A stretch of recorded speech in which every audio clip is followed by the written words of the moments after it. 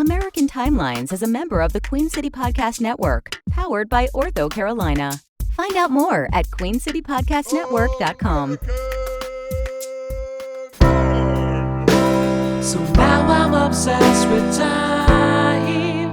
Come on, tell me about the time. Had it all in my hand tonight. Had the time of my life. When the words all come down like blues on Tuesdays come down. Throw it all away. Throw it all Welcome to another episode of American Timelines. I'm Amy, and that's Joe. And we are History for Jerks. And we are presenting 1951. And at the moment, through American Timelines, we go through an entire year, month by month, with weird things that happen, notable things that happen, scary things that happen. And Amy will usually delve into a murder or a UFO abduction Or something or similar. something else gross or off-putting.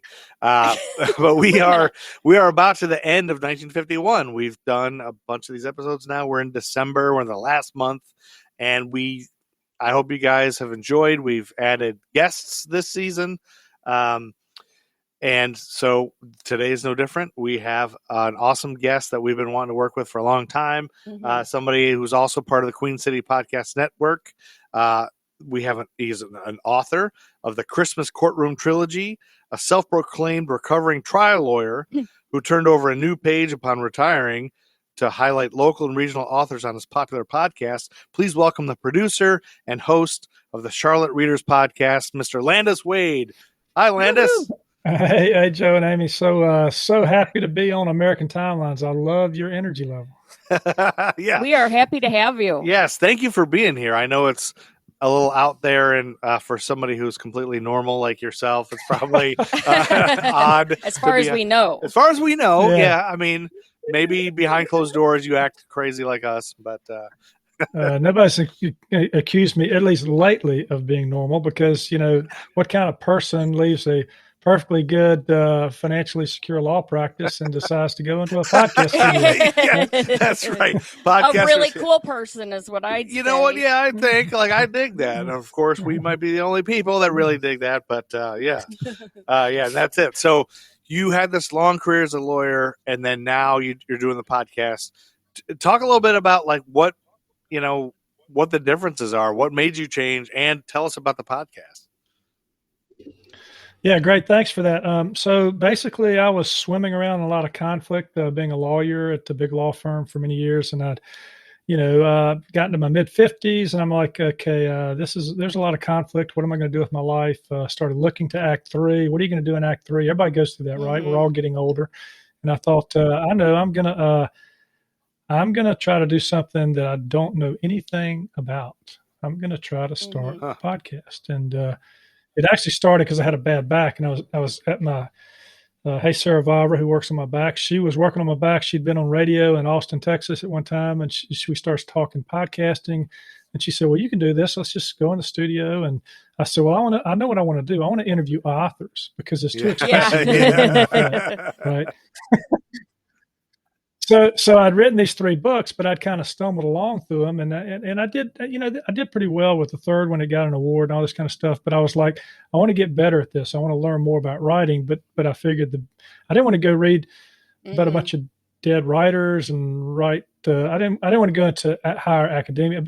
Look, MFAs are great, but not for me at age 62. I was, look, you can count the days, right? So I said, I want to go learn from people. I'm going to start a podcast where I can ask authors how they do what they do, and I'm going to feature their work, and I'm going to read their work, because the best way to be a writer is to be a reader. You read a lot, you read a lot, you read. If you enjoy reading, you can become, a good writer. So I thought, okay, well, let's do that. Let's go into the studio. I kind of snuck out my last 4 months at nights and weekends and went to Advent co-working, didn't tell anybody what I was doing. got a couple of people from my critique group and a couple of writers I knew. Would you please come in and be my guinea pig? And actually, y'all are podcasters. You know this. I had a Zoom. I didn't know how I was using it. And I thought I had lost the file. I couldn't find the damn file. If I can say that word on here. I couldn't find the file. Yeah, you can say, okay. You can say anything. I couldn't find the damn file. I thought I'd lost it. Yeah. Where's that fucking file? Exactly. And I called Sarah. I said, Sarah, where is it? She said, well, it's got different folders. You just need to look at all the folders. And I'm like, oh, okay. So I had to go chase it down. Anyway, that was been there. And then I won't talk about the time I forgot to hit record, and all that kind of stuff. Oh yeah, I've been there too. Yeah, but I thought this will be a kind of a fun way to be a part of a writing community and try to develop something without necessarily going and just spending a lot of time in school. And also, the writing community is very, I would say, supportive of one another. And I picked up on that. And I wanted to do something that would help other writers. And as you know, radio is great, but there are only so many times these days that a radio show will interview an author, and they have to be like a New York Times bestseller or something. Yeah, right. So I thought I'm going to start a podcast where I can interview local authors who come to the studio. Then it started to be regional. People came from around North Carolina. And then the pandemic hit. Oh yeah. And it's like, okay, what do I do now? I can't go in the studio. So I had to learn how to use what we're using today, this thing called Squadcast. And then all of a sudden I started getting authors from nearby states and then authors from around the country. I've now interviewed authors internationally. Yeah. So it's kind of a cool thing that's developed, and all the while I'm continuing to write. So I wrote the 3 books since we're talking about December. I wrote you mentioned the Christmas Courtroom trilogy. That's kind of a cross between My Cousin Vinny and Miracle on 34th Street. Oh, I love it. Yeah. If you like My Cousin Vinny and you like the happy ending of Miracle on 34th Street, then you're gonna like my books, because I take a curmudgeon of a judge who has to be the final arbiter of the truth about people who think they work for Santa Claus. Yeah. And I put an old guy on trial for stealing the key to Christmas, and he has a young lawyer representing him who can't believe what he's hearing, and he has to solve it along with the judge. And that's sort of how we got started. I thought, well, that was fun. Mm-hmm. Writing the Christmas Heist was fun. Let's do it again. So I wrote the Legally Binding Christmas, and then I wrote the Christmas Redemption, and then I started podcasting. And you know what? It takes a lot of time to podcast. Yes, it does. Yeah. And so I didn't have as much time to write my next book. And it's been really nice, because while this last couple of years have been going on and I've been doing this, because I just released my 200th episode on Charlotte Reed's podcast. I saw that. Congratulations. Yeah. Thank you. I've been kind of cranking them out. There's nothing else to do in the pandemic, right? So you might as well, might as well talk to people. But I'm proud of the fact that this last year, while authors could not get out into bookstores and do their tours, that I helped at least 100 authors tell their stories, on the podcast. Yeah, that's great. And so it's just a different way to do it. And so with that, my mind's working. I know I'm working on another book in my head, but I get this idea for this book, and Joe, you know what it is, because we're going to do this at some point. Yes. With Nerdy Night. I got this idea interviewing a local author about the Mecklenburg Declaration of Independence. So I've just finished that manuscript. It's about 90,000 words. It's in pretty good shape. I'm looking at options for publication, and it's the next thing. It's not. I've gotten away from Christmas. Yeah. I know. I was going to ask you. Is that your favorite holiday? Yeah. Yeah, it is. And it's my father. It was my father's favorite, to the point that you can never open a Christmas present until Christmas morning. There's none of this cheating ahead of time. Everything had to be that morning. And he was a really big lover of Christmas. So he loved, and I wanted to get those books out, before he died. And he enjoyed reading those. But now I've done Christmas. Lawyers have saved Christmas three times. 3 times in your row, yeah. 3 times. I figure that's enough. A lot of good things come in 3. So now I'm going to the mystery route. I'm solving a local mystery. Yes. Which starts out with, I'll just give you the inciting incident. Yeah. There's a lawyer. He gets kicked out of his law firm when he's 65 years old. He's lost his wife. He's relegated to a retirement community called the Independence Retirement Community. And he meets a couple of characters who kind of nudge him along, because the first day he gets there, a man who's 96 years old is found dead in the condominium at the Independence Retirement Community. And the manuscript he was working on for the Mecklenburg Declaration of Independence is missing. Oh. Okay. Yeah. And when they find that out, they also find in his condo a handwritten will where he cut his beloved granddaughter out of the will and left his $50 million estate to Sue Ellen Parker, the most despised resident at the end. Oh, that's a good twist. So basically, this lawyer who wanted to get away from the practice of law is fed up with it, done with it, ready to go. He feels himself being pulled back in to law practice out of this retirement community to try to solve a mystery that's evaded local historians and actually historians nationally for 250 years. Yeah. So the Mech deck is huge in Charlotte. I mean, that's the big thing. And if those of you who listen that aren't from Charlotte, basically Charlotte wrote the Declaration of Independence before the Declaration of Independence.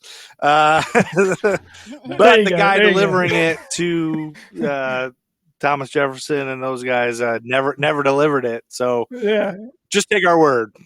well, no, let's take our word for it because they named a beer after him. Captain Jack. You know, and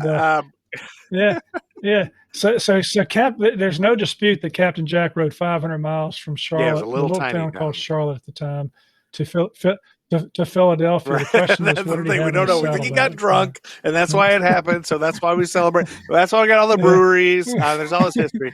That's right. Yeah. So anyway, for us, you know, it's just an interesting little story, and the question is, if it was true. The other mystery is that the words that are in the Mech deck are very similar to some of the words in the Declaration of Independence. So that's what we do think. People think that. So those of us who love Charlotte, that's what we that's what we say. Yeah. If you're from Virginia, you think we're a bunch of Well, it's funny. I thought, and I was going to ask you about the Christmas thing. I thought maybe you were doing it as a clever thing because I've often thought anybody who's made a Christmas movie that's made a hit, like Elf. I was thinking this the other day with Will Ferrell and the Elf. They were so smart because there was all the Christmas movies at the time had been dated and were older, and so if you make a Christmas movie that's a hit and funny, it's gonna be a thing every year. Like you're gonna get royalties after every year. It's gonna be screened and watched and rewatched. Yeah. You don't see that with other movies that were big. At the time or whatever, then they're gone, but that's what we're hoping for. That's what we're hoping for. Yeah. At least I can sell a few books each Christmas. Well, maybe we figure out a way to do a live version. Well, it's funny that we're going to be covering Christmas in 1851. Yeah, it's a perfect way that we're in Christmas. Right. We got a bunch of Christmas days. My murder happens on Christmas. Yeah, she's got a horrible thing on Christmas. I've got a horrible thing on Christmas. So I might ruin Christmas. We might ruin Christmas for you, Landis. I'm apologizing.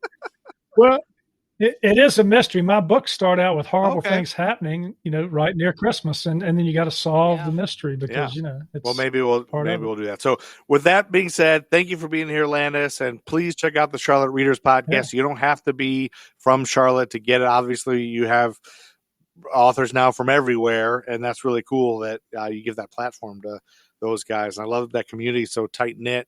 And I'm not much of a reader, but I like storytelling and I like books. I do Audible, so I listen to books because I'm an idiot otherwise. So I guess.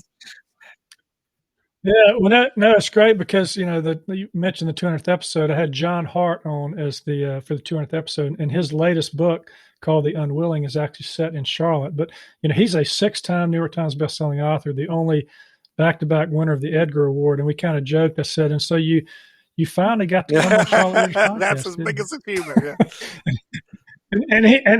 and he was a good sport. He said, "Yeah, we've been trying for years to get on that podcast. We just finally, got." But then, also David Baldacci is going to be on this month, and if you like thriller writers, him, and then we got Clyde Edgerton coming up, and Ron Rash. If you go to your website, there's a list of everybody you've already had. Hundreds of people that are really good. And a lot of local people do that, I know. So it's really cool. Yeah. So we got a guest list page now at charlottereaderspodcast.com. We've got 120 some authors from Charlotte area. We've got about 60 some from other places in North Carolina, and we've got about 60 some from Wow, 20 that's other good. states. Cool. Right Well, now. So, thank you again. Thanks for being here. Yeah. We're going to jump right into the timeline now. Yeah. So thanks Sure. for being here, Yeah. Landis, All right. and feel free. When we get to your thing, you'll take over. But throughout the whole podcast episode, if you have anything to add or what the hell, anything you want to add, any expletives, whatever, just feel free to jump in. Nothing is ever out of bounds. And so, but I want to start. I want to ask you, Landis, are you at all? You don't strike me as one, but you never know. Are you at all a wrestling fan? Oh, boy. Well, I grew up, I am from Charlotte, so I saw Ric Flair coming along, right? So, the Golden Boy. Yeah. So I used to probably watch some championship wrestling. I wouldn't say that I've ever been to the Grady Cole Center to watch it in person, but I know it's here. Okay. It was there, So you know some old wrestling names, maybe, if I dropped them in front of you. Yeah, possibly. I couldn't recite them, but it's like if you give me a multiple choice, sure, I can. Okay, I can do so that. we'll see if you can guess this, because one thing I've been trying to do with this birthday thing is cryptically talk about somebody and see if you can guess. Amy, this one you won't be able to get because you don't like wrestling. Although you did go see Wrestling at the Chase in St. Louis. No, I didn't go. Oh, you didn't go. It was on Sunday morning, right after Tarzan. Oh, so you'd on watch TV. it. Right. Okay. But you never went. I never went. Your dad went. He told me. Oh, he did? Okay. So I have a birthday. I only have one birthday this month that I'm going to mention. Amy hates birthdays. Amy hates birthdays. And this was December 5th, 1951. And you won't know this person, Amy, I don't think, but there's a chance. Maybe I thought maybe Landis, because you grew up in Charlotte, you might know one of this guy. So this is Lawrence Whistler, an American retired professional wrestler and author, perhaps best known for his feud with his mentor, Bruno Sammartino, during the early 1980s, as well as his work as a wrestler and color commentator for World Championship Wrestling, among other accolades. So his real name is Lawrence Whistler. That's not his wrestling name. But his wrestling name does have Larry in it. Among other accolades, he's a two-time world champion, having twice held the AWA World Heavyweight Championship. He was the final holder of that title. He was inducted into the WWE Hall of Fame on March 28, 2015 by Bruno Sammartino. Any ideas, Landis? Any guesses at who this is? You really are obsessed with this wrestling thing, aren't you? Yes, he is. Well, let's see, Larry. Let's see, Lasso Larry. No, that wouldn't work. Let's see, Larry. The like I said, I only know the Nature Boy. Okay, Larry Zbyszko. Does that ring a bell? Larry Nabisco. Larry Zbyszko. Zabisco. Yeah, No, it does not ring a bell. Okay, it doesn't ring a bell. Okay. Yeah, I knew it didn't ring a bell because you said Nabisco, so I knew you didn't know Zabisco. So, what does he like? Does he like to eat vanilla wafers? Or something? Yeah. All right, so that's Larry Zabisco's birthday, everybody. And the past, this recent entry was brought to you by Why I Hate Birthdays. Oh, this is exactly why you hate birthdays, because I'm talking about a wrestler. I mean, he's in the WWE Hall of Fame, so I thought there was a chance Landis might know him. But all right, Larry Zbyszko, he was a big time. For anybody who likes wrestling, they know Larry Zbyszko. So now you both can drop that name next time you're talking to wrestling fans. And then we're going to move on to December 11th, 1951. Landis, what about baseball? Are you a baseball fan? Oh, God. I'm a baseball fan, yes. Okay, so sports. Amy hates it. But this is somebody we talked about a little bit before, Amy. And according to PBS's American Experience, at the end of Joe DiMaggio's last year, a scouting report written about DiMaggio by a Brooklyn scout, Andy High, was published in a Life magazine article. The report may have been embarrassing to DiMaggio, but it did not stray from the truth. It said that Joe DiMaggio now could not stop quickly. He couldn't throw hard, and that runners can take an extra base on him. He can't run, and his reflexes are very slow. Despite his diminished powers, DiMaggio helped the Yankees win that year's World Series, as we talked about, against the New York Giants, 4-2. How old was he at this time? Do you know? That's a good question. How old was Joe DiMaggio? I should know how old he was. Because he's one of those people that looks like he's 50 in every picture, no matter how old the picture is. Yeah, he always looked old. He's like Mr. Rogers. So 1951, he retired. He was born in 1914. Somebody do the math. 51 minus 14. Yeah, let's see. Carry the 11 12. minus 4 is 6, and that would make that a 4. 36. Am I wrong? Is that right? 36, 46. Yeah, I guess he would be about 36. That's not that old nowadays. Right. But think about baseball players back then. Drank a lot, smoked cigarettes. Anyway, he hit a home run in the 4th game of the World Series, and then he made major contributions in the 5th and 6th games. And after winning the game, DiMaggio's teammates all handed him bats, balls, and other paraphernalia for him to sign. And they asked him about next year. He answered simply, "I've played my last game." If he wanted to go on top, he had with his last victory, and he had won more World Series than any other player. So in December, DiMaggio met with Yankee owners Dan Topping and Del Webb, knowing that DiMaggio could still play in the clutch. It was a huge box office draw. They tried to convince him not to retire. Play one more year, they said. You can pick your spots. You can just pinch hit, just play in home games. They offered to pay him what they paid him in 51, which is $100,000. For 1951, that is huge. That's big. But he refused. And in the afternoon of December 11th, 1951, Joe DiMaggio held a press conference. Never a comfortable speaker. He read a release. He spoke plainly. He said, "I told you fellas, that's this spring, I thought this would be my last year. I only wish I could have had a better year. But even if I hit 350, this would have been the last year for me. I feel I've reached a stage where I can no longer produce for my ball club, my manager, my teammates, and my fans the sort of baseball their loyalty to me deserves." Now, he stuck around for a while at this press conference, answering questions and posing for photographers. At one point, the electricity needed for the television and radio equipment blew a fuse, and the Yankee offices all went dark. By the time they got the lights back on again, DiMaggio had vanished.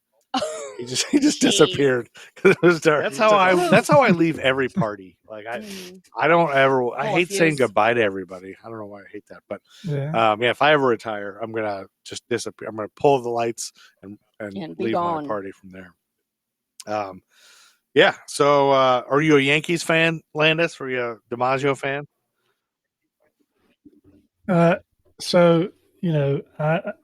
No, I was not a Yankees fan. My son grew up and became a fan of the Boston Red Sox. We went up and watched them play the Yankees. But I did, DiMaggio's got this great history, Jolting Joe, the Yankee Clipper. He was got all kind of records he broke. I mean, all kind of records. I love that he vanished, almost like he stole home. And that's right. Yeah.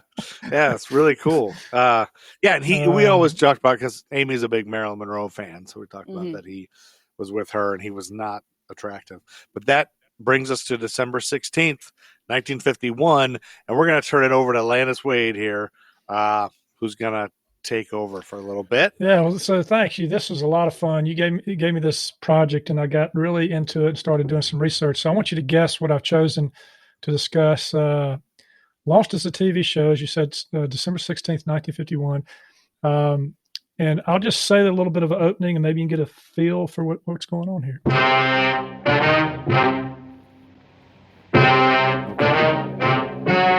Ladies and gentlemen, and Joe and Amy, the story you're about to hear is true. Only the names have been changed to protect the innocent. For the next 30 minutes, in cooperation with the Los Angeles Police Department, you will travel step by step on the side of the law through an actual case from the official police files, from beginning to end, from crime to punishment. This is the story of your police force in action. So what story is it? I think so, yes. I'll let you guess because I already know. Because it's Dragnet. Dragnet, yes. Dragnet. Okay, go for it. Yeah. So what was Dragnet? Dragnet was an American television series. It was based on a radio series of that same name. That was created by star Jack Webb. Jack Webb played the famous Joe Friday. The story you're about to see is true. That's how it changed. It went from the story you're about to hear, which is what I just read, the radio version, to the story you're about to see. And several actors played his sidekick. I'll talk in just a minute about Jack Webb, who played Joe Friday. But a couple of interesting things here. Barton Yarborough settled for the first season as detective. he was Ben Romero, but then he had a heart attack, and so several other sidekicks had to play aside Joe Friday for a while.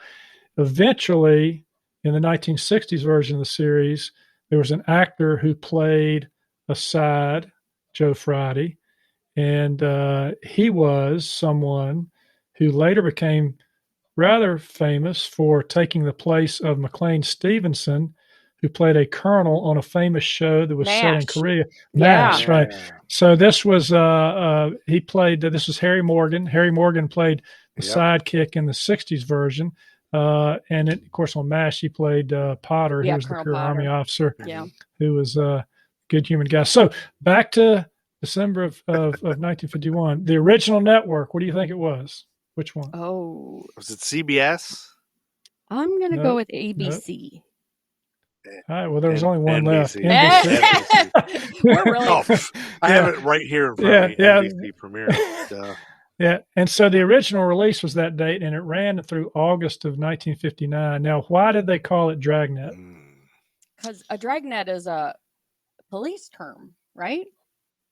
It is exactly right. It's a system of coordinated measures for apprehending criminals or suspects where you close right. in Yeah. on your Net. prey. And so you create this net around them. So, all right, what influenced the form of the show? Because we're going to talk about the first episode in just a minute, but there are a couple of things that influenced it.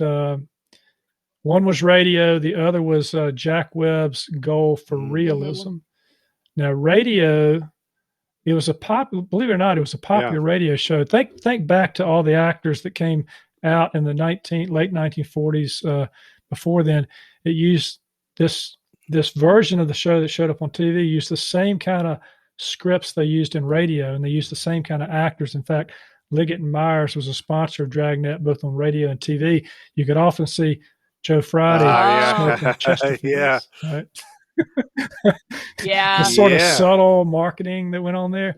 And they used that sort of proven formula for radio. If you think back to the way they did, it was sort of a documentary style, and we'll talk about that in just a second. But Jack Webb had a goal of sort of a stickler for detail. He wanted it to be true to life. He had a real respect for law enforcement. He really got upset when people criticized the law, so he decided to try to use this as a mechanism to show that police were actually doing a good job. Now, interestingly enough, it had a huge following, and yet when the 60s version released, it also released during that time when the riots were going on in Watts, remember? When it had the LA police came down, and so you got this one version of what an LA police officer's like versus this other version in real life. So pop culture meets real life.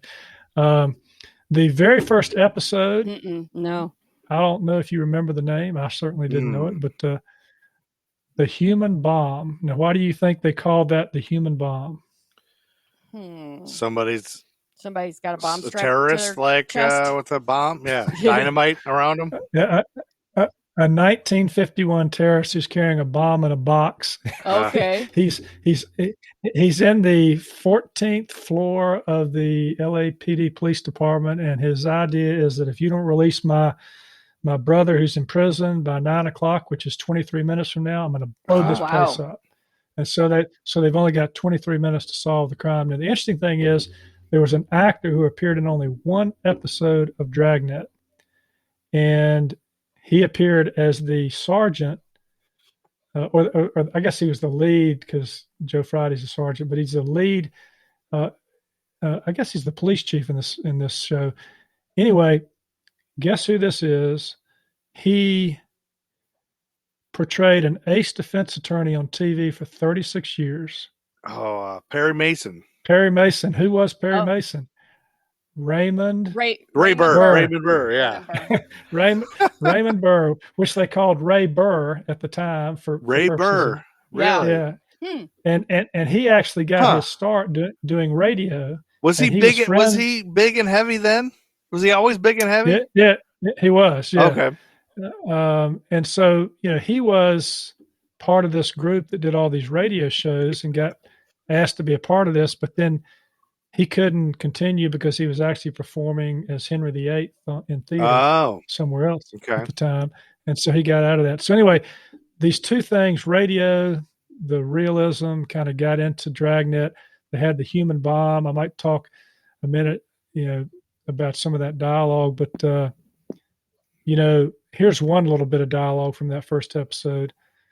They find out this guy's got a bomb. Joe Friday turns to his partner. He says, "Check out, Ben. You got a family. I'm a single guy. I'll take this. Wife wants me to paint the bathroom today. I'm in." So there you go. So what do we remember? What do y'all remember most about Dragnet? I think of three things. So tell me what you remember, and maybe they'll match up with one of the three things I'm got too young. Well, what jumps out at you when you think of Dragnet? I just remember the movie version that Dan Aykroyd. Yeah, like when that movie that's what we both probably remember when Tom Hanks was Pep Strebeck and they did that rap song. Dan Aykroyd did that. See that? We're back in time. But what Dan Aykroyd did was basically an impression of the '60s version. I feel like. The style. What is that line? Just that the he facts, said? ma'am. Just the facts, ma'am. That's right. Yeah. And I was gonna get to that because I've got a couple lines from the show I want to share with you. But the three things: this is the city, the music, the style, the style of the show, and the dialogue. So the theme music, it's sort of this ominous 4-note introduction, brass, tympanic theme music, and it's and then throughout the show, kind of like, and this is feeding over from radio. It has this music you might hear if someone's sneaking up on you, and the actor can't see them sneaking up on them, and you got that it's going to happen. Mm-hmm. The dangers here, well, that's running through this when they're moving around, and so they have this documentary approach, and they start off with this line that I gave you at the beginning, and every show is supposedly based on true life events, and then just before the commercial break at the end, the show's announcer comes on and says, it talks about the perpetrator and their trial and what happened in their trial. And one of the things I found out it was interesting is in very rare cases did they find the perpetrator to be not guilty of anything, right? So they always found him guilty. But while and there's only one early episode where someone's found, but every person that Joe Friday and his partner arrested, were found guilty. All right, the language. This is famous lines. You might enjoy this. Amy, you mentioned just the facts, ma'am. So you do remember that, right? Yes. Yeah. Facts, well, the true story behind that is that he never said those exact words. The closest he came was, "All we want are the facts, man." Oh, really? Huh? Yeah. It's one of those misremembered things. Yeah. But it's and so what he but it got shortened, of course, and that's basically what everybody says, just the facts, ma'am. And then things like this. This is the city. Los Angeles, California. I carry a badge. Yeah. My name is Friday. That's right. Yeah. And then if you got into his head, this is what kind of things I found these quotes. All at once you lost your name. You're a cop, a flatfoot, a bull, a dick, John Law. You're the fuzz, the heat. You're poison. You're trouble. You're bad news. They call you everything. Never a policeman. Yeah. It's not much. It's not much of a life unless you don't mind missing a Dodger game because the hot shot phone rings. Unless you like working Saturdays, Sundays, and holidays at a job that doesn't pay overtime. Oh, the pay is adequate. If you count pennies, you can put your kid through college. But you better plan on seeing Europe on your television set. And then there's your first night on the beat when you try to arrest a drunken prostitute on Main Street bar and she ripped your new uniform to shreds. You'll buy another one out of your own damn pocket. I think my favorite of that is I love it when it seems like they did that in these days when they name the 800 words for one thing. Like they call you, what is that thing you said? They call you whatever, a dick, or whatever. We had that a couple weeks ago about a scam. It was like a scam, bamboozle, whatever. It's like I love those. But because. Yeah, and because of that, I'm into the books and the authors, I thought I'd share this one with you. And he says, and the paperwork. Oh, you'll fill out a report when you're right. You'll fill out a report when you're wrong. You'll fill one out when you're not sure. You'll fill one out listing your leads. You'll fill one out when you have no leads. You'll make out a report on the reports you've made. You'll write enough words in your lifetime to stock a library. Yeah, that's true. That is pretty good. Yeah. And so the protagonist, Joe Friday, he was John Randolph Jack Webb. He was an American actor. He went into the military, but he washed out of flight school. He then got some kind of release, and he got into radio in the late 40s. And then he kind of moved to San Francisco and got into TV and started producing these radio shows. And he kind of pulled all these folks together. And his shows got, really popular. He did some movies, and some movies followed him. And then I already mentioned sort of the juxtaposition between his view about policing and what was actually happening in real life. But it actually became just this pop culture phenomenon, and it launched in December of 1951, which fits right into American time. That's right. Yeah. I think I'm most fascinated by the fact that they took a stance on it. Like, it wasn't just a show to be a show, but they actually wanted to promote police and make people sympathetic to the police. Which I would have never guessed that. It makes me wonder who was behind the idea, kind of, because there was so much civil rights as we're about to talk about, and there was police, a lot, and it's almost like propaganda to get people to be sympathetic to the police at a time when the police were being used to oppress people. Yeah, I was like, you and I both at the end of this episode have police problem stuff. So it's kind of neat how the juxtaposition of this, like, this is meant to kind of help the perception, and here's why later. And that's what we're going to get into. Well, thanks, Len. That's good. That was really, really good. In-depth stuff. So, and thanks for sending over that theme song that I'm going to put in later. That was great. Yeah. And then it's in the public domain, right? So I don't have to pay anybody. That's what they said. I'm not your lawyer, though. You have to, so, I think, I don't know. You're a lawyer. You are on here. That's ever covered. Yeah. But it's your show. I'm just a guest. If they sue you, I can't do anything about it. But Landis, while you're here, and since you're a lawyer, everything we've said on our 140 some episodes is all good, right? According to you, it's all covered. Now let's see. Given that you're paying me zero, I'll give you advice that's worth what I'm paying you. That's right. Which is none at all. No advice at all. I'm not giving you anything. All right, man. Always trying to squeeze something out of everybody. All right. Well, that same day that Dragnet premiered on NBC, there was sadly a Miami Airlines airliner crash. A Curtiss C-46 Commando airliner crashed in the town of Elizabeth, New Jersey, shortly after taking off from nearby Newark Airport. All 56 people on board were killed. At the time, it was the second deadliest aviation accident on U.S. soil, behind Northwest Orient Airlines Flight 2501. The aircraft involved was a military aircraft that had been converted into a commercial airliner. The aircraft's occupants on the accident flight consisted of 52 people and 6 crew, including the captain, C.A. Lyons of Miami, and Doris Ruby, a popular nightclub entertainer from Sunnyside, Queens. So I want to know who Doris Ruby was, of course, because, on Wikipedia, her name was highlighted. So it means, she's got her own entry. And there wasn't a lot, but the biggest thing from her thing was that she was flying to Miami early. She didn't really have to be there then. And Greg Sherwood, who was a showgirl and best friend of Ruby, tried to discourage her from flying the night before her death. Sherwood told Ruby that if she had 10 days before her Miami opening, she could likely get a cancellation on a better airline. And turns out she went and she died because of it. Bummer. So what happened in the accident? The Miami Airlines C-46 was preparing for a non-scheduled, non-stop passenger flight from Newark to Tampa. Of the aircraft's 2 engines, the right engine took longer to start up. Ominously, people could see smoke continuously coming from that engine. Around 3 p.m. Eastern, the flight taxied out to runway 28 and was cleared for takeoff at 3:03. Just after takeoff, however, Newark ATC personnel saw a trail of white smoke coming from the right side of the aircraft.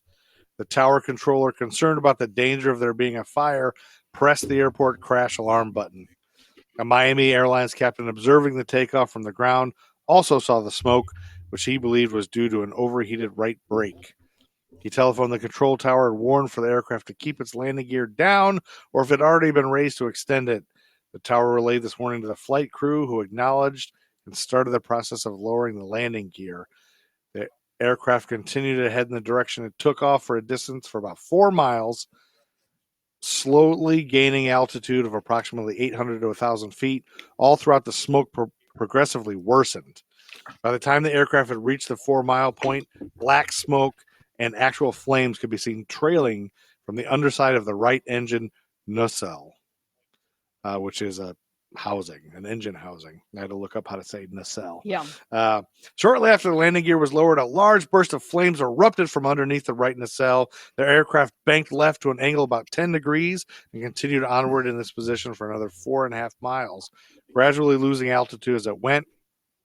While flying over the nearby city of Elizabeth, the aircraft at an estimated altitude of just 200 feet suddenly lurched into a 90-degree left bank from which no recovery was possible. Although Captain Lyons managed to keep the aircraft from hitting the streets, apartment buildings, and a railroad depot below, the aircraft's left wingtip eventually struck the gabled roof of a vacant house near its ridge. The now out-of-control aircraft then crashed nose first into a one-story brick storage building owned by Elizabeth Water Company, before finally coming to a rest on the banks of the Elizabeth River. The aircraft's load of fuel ignited immediately upon impact, engulfing both remains of the aircraft and the wrecked storage building in a raging inferno. Whoa. Nearby firefighters quickly arrived on the scene and eventually extinguished the fire after 17 minutes. The aircraft's wreckage came to rest in a generally inverted position and partially submerged in shallow water. All 52 passengers and 6 crew aboard the aircraft died, while another person on the ground was seriously injured. Can you imagine being injured by a plane falling out of the sky? Out of the sky at you. Like, can you imagine seeing it? Because most of this flight, it was only like 200 feet in the air. So it had to be crazy to see that. And there were like 2 other airplane accidents that year in this area of Elizabeth, New Jersey. So bad so that they closed the Newark airport later that year until November of 1952, because there was just so many accidents there. They were like, couldn't take care of it. Yeah, and so I got all this from Wikipedia, but they got that from Aviation Portal, a couple of Aviation Safety Network, the New York Times, and then continuing the tragedies. December 21st, 1951, there was a coal mine explosion. This date forever changed Franklin County in Illinois. It was a Friday evening, and the town was bright with holiday lights. Christmas trees glistened in the windows along residential streets. A light snow covered the ground. The school's gymnasium was packed for a Friday night basketball game as West Frankfort took on Marion. Hours later, the gym would become a morgue. Woo. There were 247 miners who showed up to the Orient 2 mine that night around 4 p.m. Of that crew, 218 went down. It was to be their last shift until after Christmas. Chalked on the blackboard as they headed underground that evening was the greeting, "Merry Christmas" to the night crew. At approximately 7:35 p.m., a methane gas explosion occurred. It rocked a vast portion of the 12-square-mile mine. It snapped timber like toothpicks and picked cars up off the tracks, moving them like toys. Wow. That night claimed the lives of 119 men. All this according to Molly Parker from the Southern. That was originally published in 2016. She even wrote that gruesome intro. The mine, located outside of West Frankfort, was one of the area's major employers. According to lifelong residents, everyone in West Frankfort was affected by this tragedy, including grade schoolers of the time who remember their own losses and the suffering of classmates. Many residents even said they wouldn't celebrate Christmas ever again. Yep. So it was awful and terrible. This is kind of an uplifting show you got today. Yeah, right? isn't this great? Oh, and I'm not going to make it any better. Yeah, we're just continuing awfulness. So sadly, Landis, yours was the high point of this episode. Yes. It's all just thank you for being a ray, a sliver of hope in the. Well, at least maybe some of these led to improvements in, air safety and mine safety and that kind of thing. Well, that is the thing that this mine one, this accident did improve the United States Bureau of Mines called the explosion avoidable, but the disaster did result in the Congress passing the Federal Coal Mine Safety Act of 1952. Oh, good. So hopefully things did get better. So that is a bright side of this. Well, coal mining has got to be one of the worst jobs on the planet. Oh, I mean, just unbelievably awful. Poor people. Yep. It's rough. But this is going to bring us to Christmas Day, where, you know what we forgot to do, we've gotten away from, is the toys and things that we used to talk about, which I wish I would have researched this. But I am now going to turn it over to Amy, because you have a grisly, awful murder probably that happened on December 25th on Christmas Day, 1951, the same day that Bloody Christmas happened is what I have. Okay. So I'll let you do yours, and then I'll sprinkle in my Bloody Christmas. Okay, so I'm going to talk about the murder of Harry and Harriett Moore. Harry and Harriett Moore. Yes. Okay. And I got my sources are an article from the NAACP.org website and the Civil Rights Movement Archive.com, which is part of the Zen Education Project, which is a really cool website. The Zen Education? Zen, like Howard Zinn. Oh, Howard Zinn. Like Zen Education Project. Okay. Zinn. Yeah. Harry T. Moore was born on November 18th, 1905 in Houston, Florida, a tiny farming community in Suwannee County in the Florida Panhandle. All right. He was the only child of Johnny and Rosa Moore.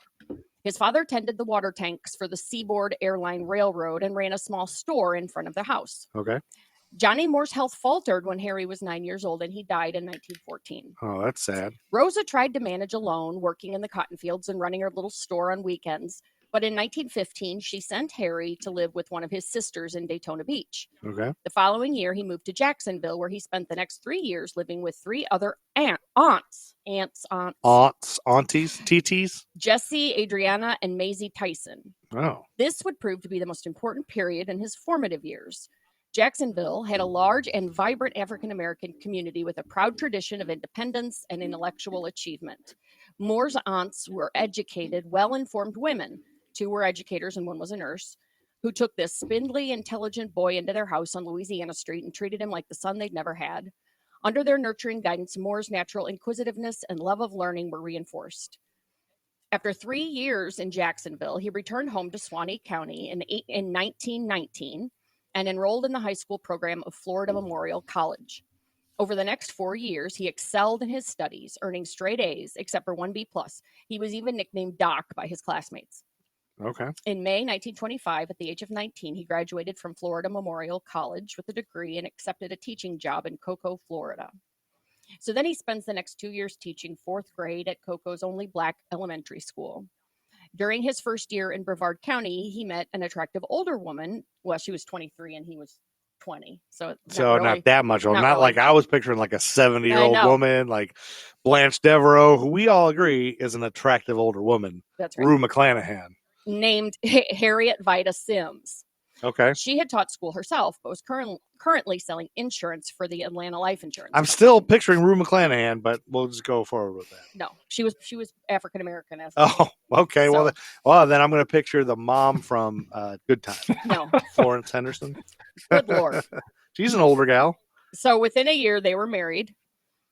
Okay. Her family lived in Mims, which was a small citrus town outside of Titusville. A citrus town? Mm-hmm. This is Florida. So. Okay, yeah. The newlyweds moved in with Harriet's parents until they built their own house on an adjoining acre of land.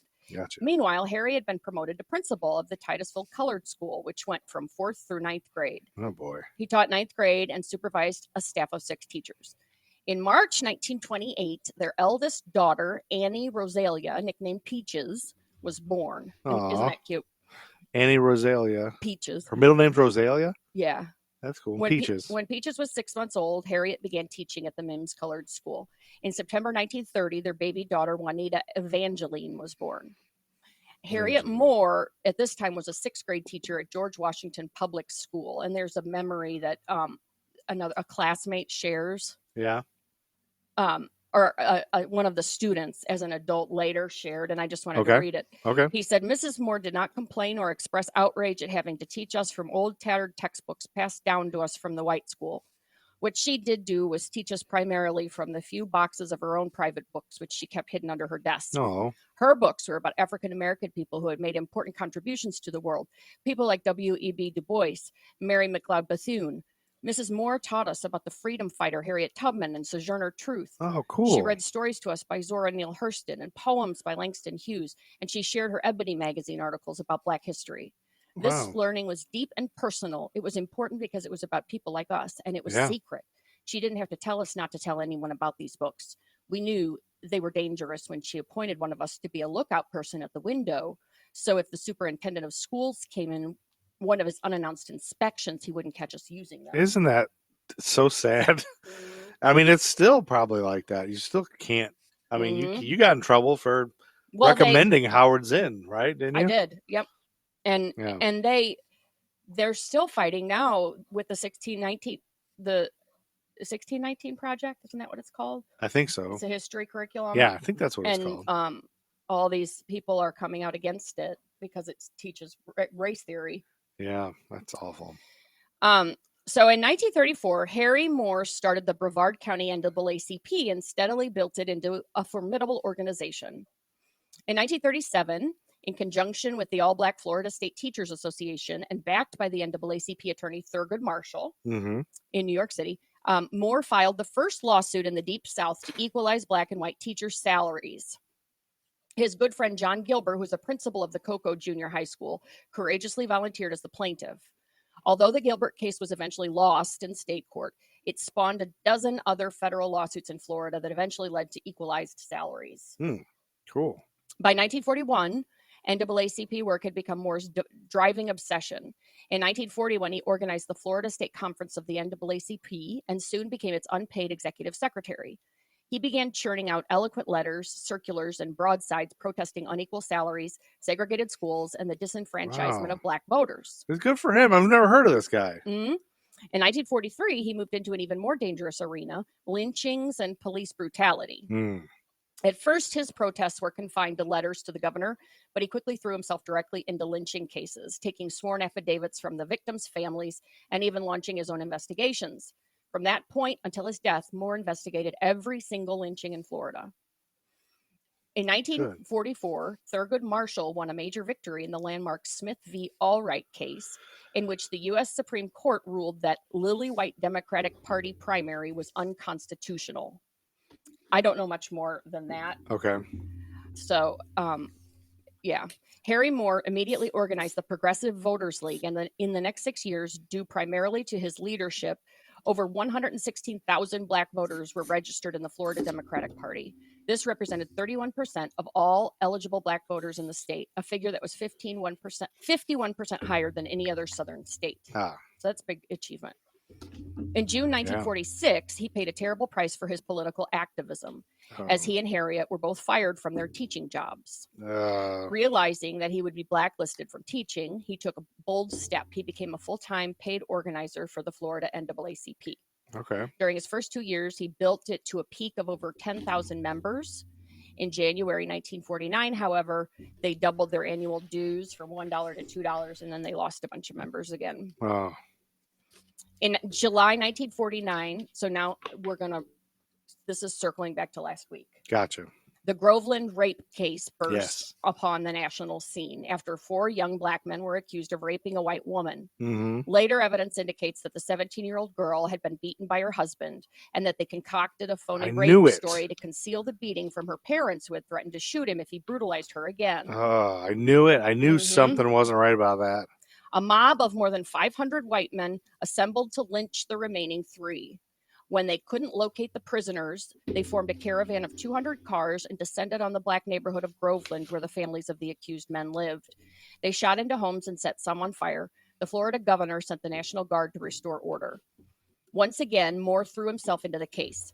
After uncovering evidence that the Groveland defendants had been brutally beaten, Moore leveled those charges against the most notorious lawman in the country, Sheriff Willis McCall of Lake County. Willis McCall was notorious for his brutality against Blacks. Year after year, he was reelected with the support of the citrus growers, who had supplied with cheap chain gang prison labor at harvest time by arresting Blacks on trumped-up charges for minor crimes. He also chased any and all union organizers out of the county. Ugh. The Moores discover that while in McCall's custody, the 3 Groveland defendants were brutally beaten and made to stand on broken glass with their hands roped to a pipe over their heads. Oh, Jesus. Despite this torture, they refused to confess to a crime they did not commit. Unable to force a confession, McCall's deputies manufactured enough phony evidence to convince an all-white jury. Shepard and Irvin were sentenced to death. 16-year-old Greenlee was sentenced to prison. Charles Greenlee and war veteran Sam Shepard and Walter Irvin, they were all arrested. Okay. You talked about those last week, right? Yes. Yeah. So let me skip down a little bit because we didn't talk about that. And then the sheriff goes out and shoots them. Yeah, Walter Irvin that's what we survives. talked about last episode. Yeah. Yeah. And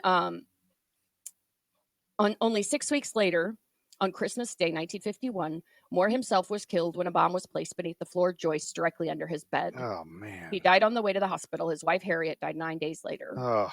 The protests over the Moore's deaths rocked the nation, with dozens of rallies and memorial meetings around the country.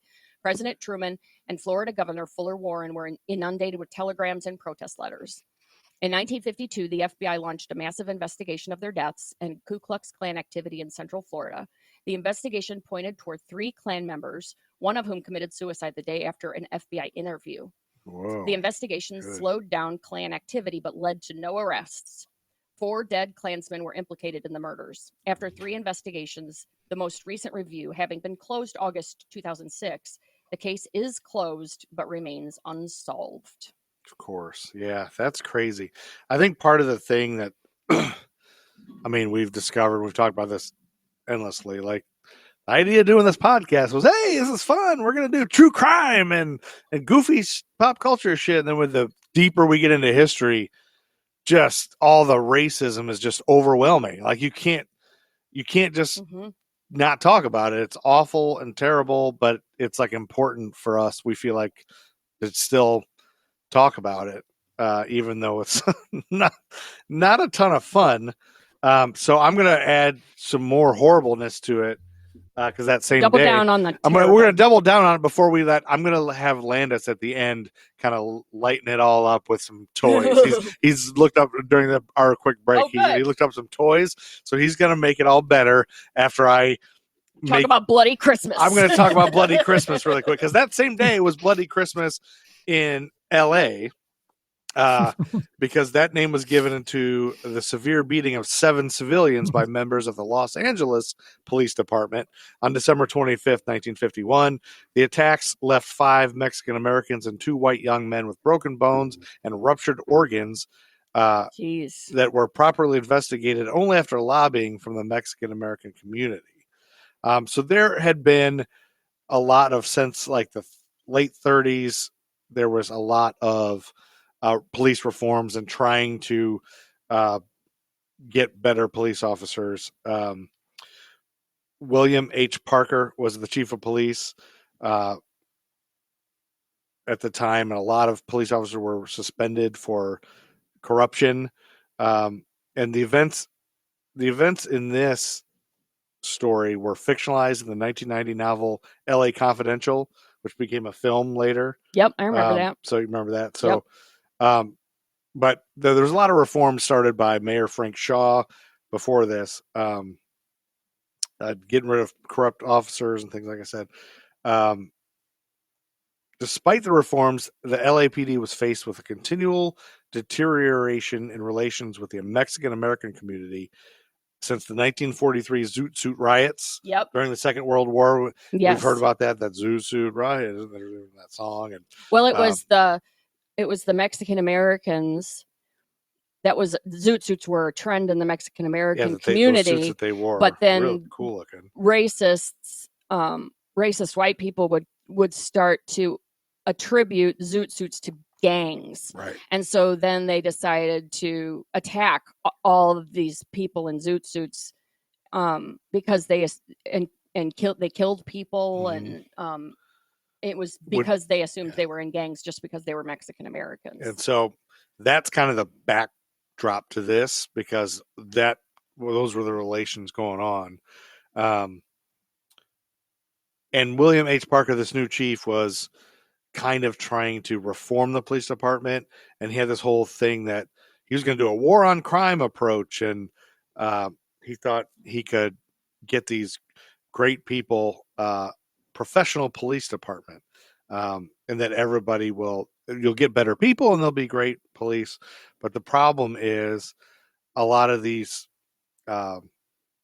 police officers all held anti-Mexican sentiment. They all believed Mexicans were delinquent and violent, and they were racial profiling all the time, and that would lead to numerous violent encounters.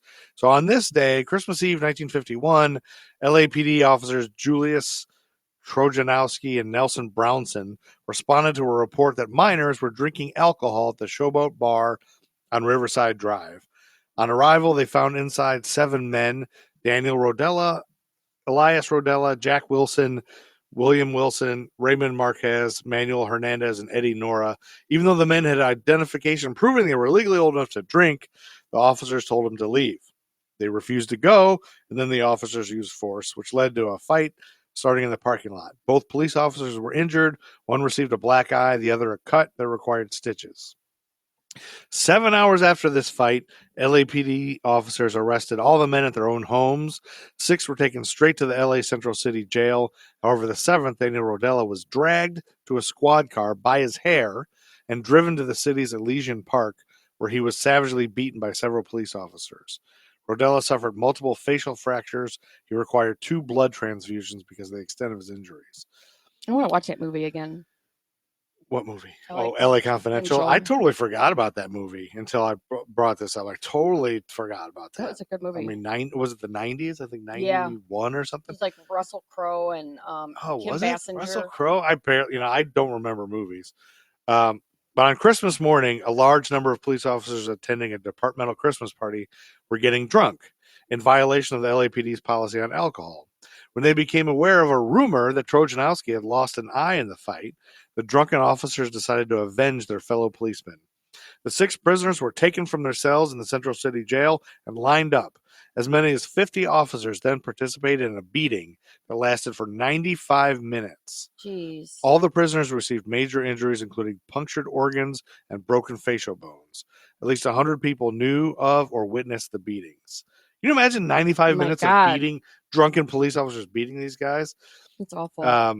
And so the senior LAPD management kept the attack on the prisoners out of the mainstream news for almost 3 months. Media coverage ignored the beatings on Christmas Day and focused on the brawl the night before only. The initial headline of the LA Times of the incident was "Officers Beaten in Bar Brawl, 7 Men Jailed." However, as Mexican Americans pushed for a focus on police brutality and more reports of violence flooded in, the media began to turn against the LAPD, running stories condemning police tactics and even suggesting the amendment of Section 202 of the LA City Charter, which that was the one that kind of gave police autonomy to do whatever qualified immunity or whatever. And in March of 1952, 6 of the 7 men were charged with battery and disturbing the peace. The prosecution argued that the fight started when the officers asked Jack Wilson to leave the bar peacefully. The defendants testified that the fight began when Officer Trojanowski began hitting Wilson on the head with a blackjack, which is a nightstick. I thought it was one of those things.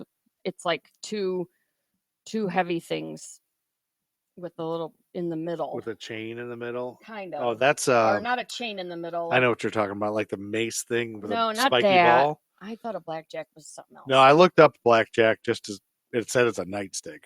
Okay. That's what they called them, I guess. I lost where I was. Sorry. They found the defendants guilty of 2 counts of battery and 1 of disturbing the peace. However, after the verdict was delivered, Judge Call reprimanded the police force for its brutality. So the victims got found guilty here, but afterwards the judge reprimanded the police force for its brutality, calling for an independent investigation into the assault. Chief Parker's response to this criticism was defensive. The police department's new war on crime policy had given it an us versus them mentality. Parker used the argument that the public had to support the police force to prevent anarchy and lawlessness, saying that any criticism against the LAPD damaged the police's ability to enforce the law. He even suggested that criminals were alleging police brutality to get him fired so the LA underworld could reestablish its illegal activities. Which it's kind of funny that Landis brought up Dragnet being that they did this to kind of make the police look good. It kind of falls in. It's weird how that falls into this. Well, it could have been connected. Yeah, maybe it's strange because I was just looking at one of the quotes I didn't read to you earlier from Sergeant Joe Friday. He said, "It's awkward having a policeman around the house. Friends drop in. A man with a badge answers the door. The temperature drops 20 degrees." Yeah. Oh man. Yeah. Well, as more as the internal investigation progressed, more complaints from other incidents were reported by the media, forcing Parker to act. Eventually, a 204-page internal report was compiled by the LAPD.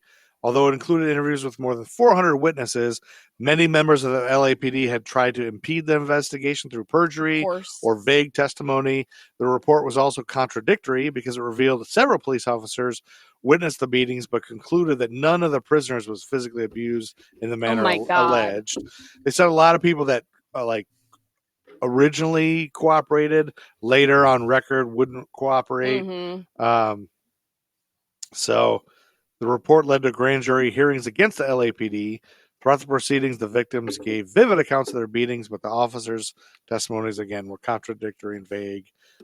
Officers previously had said things, wouldn't say anything in court. They couldn't remember anything.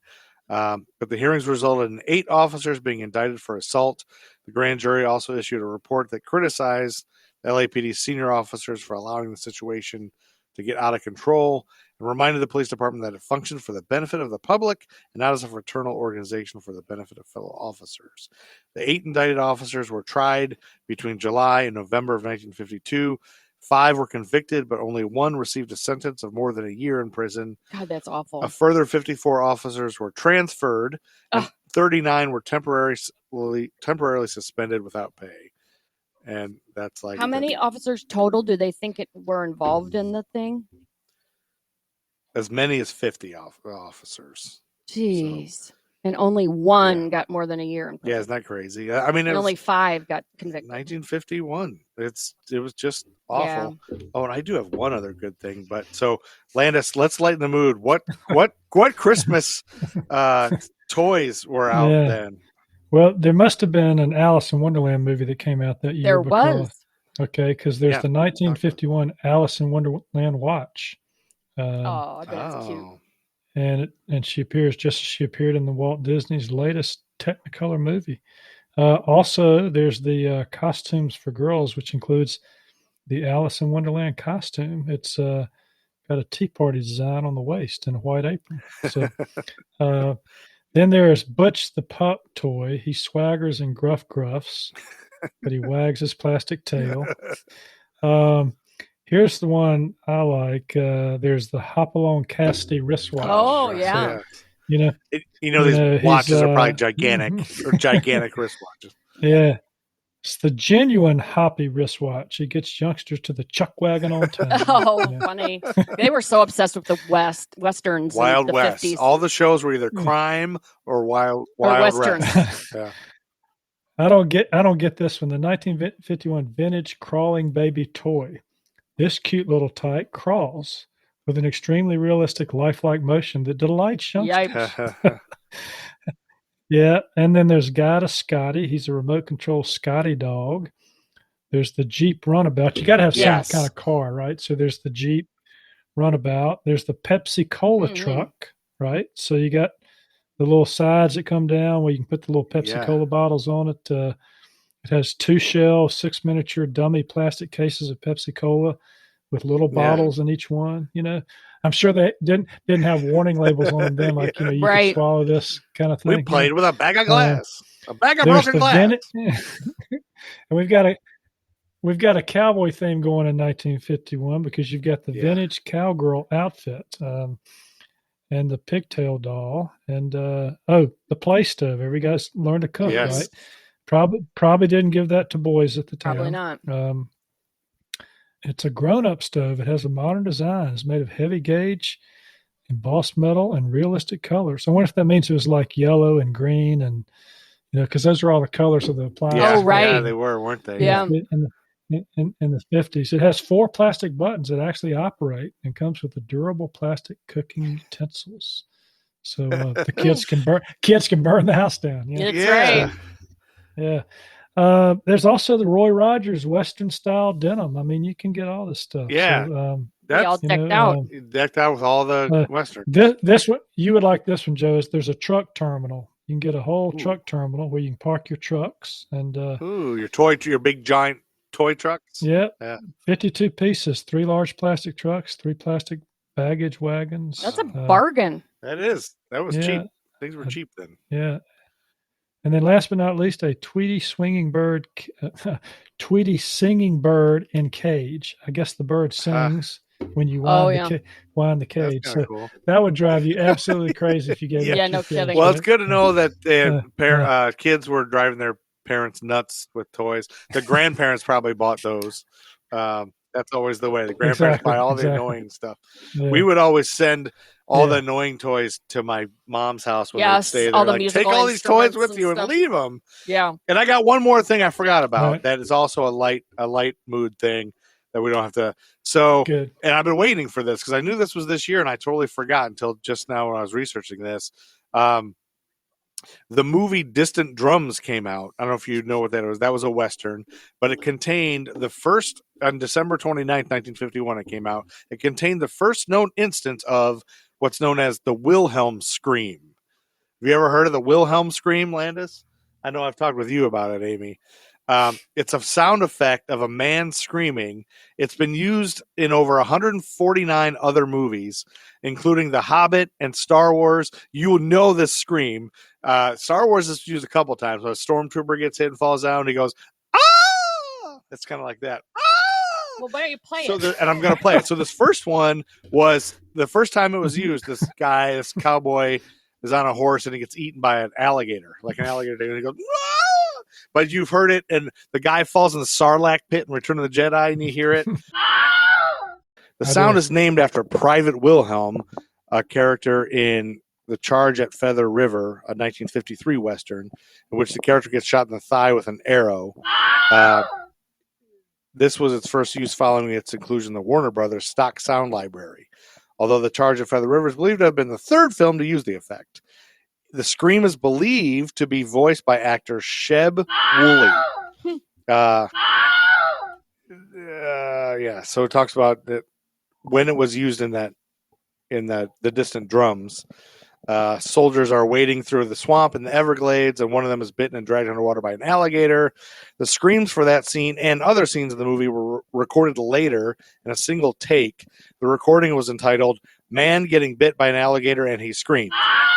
The 5th take of the scream was used for the soldier in the alligator scene. The 5th take, which later became known as the iconic Wilhelm scream, was probably voiced, they don't know for sure, by actor Sheb Woolley, who played the uncredited role of Private Jessup in Distant Drums. So they said Woolley was best known for his 1958 novelty song, The Purple People Eater. Yeah. You guys ever heard of that? Yeah. And he was an Indian scout, Pete Nolan, on the television series Rawhide. Flying Purple People Eater. Yep. And he was on Rawhide too. They think he's likely the voice actor who performed the scream because he did a lot of these, I guess. So he always used to joke about being really good at screaming and dying in film. So the Wilhelm scream is now a thing. Good. I'm trying to put it back in the holder. The Wilhelm thing is now a scream. So here on out, every movie's got these, and we'll take you out at the end here with some of the screams. And so we'll play them so you can hear them. Okay. And you can look them up on YouTube. But that's a lighter note to end on. Yes, that with is. all the murder and the racism and the awfulness and Dragnet. Don't forget. But please check out Landis Wade's The Charlotte Readers Podcast. It's really good. It's really supportive of readers and authors, I should say. And it's, you probably will get endless ideas of what to read, and you'll never catch up. I certainly have read a lot of good books that I probably wouldn't have gotten to read or think about reading, but for meeting all these authors, it's been great. That's cool. Yeah, You get to meet a lot of cool people. So thanks for being here, Landis. We got to get out of here. Yeah, it's been time to get out of here, a long episode, but thanks for being here and being on our show. Yep, it's been great. Thank you for having me. Yep. Appreciate it. Thanks. Right. Let Dale through.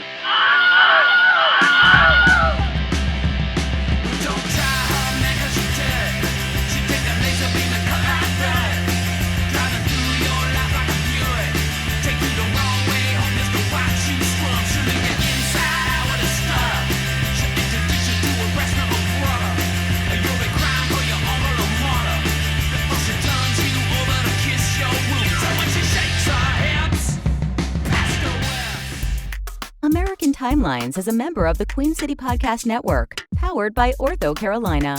Find out more at queencitypodcastnetwork.com.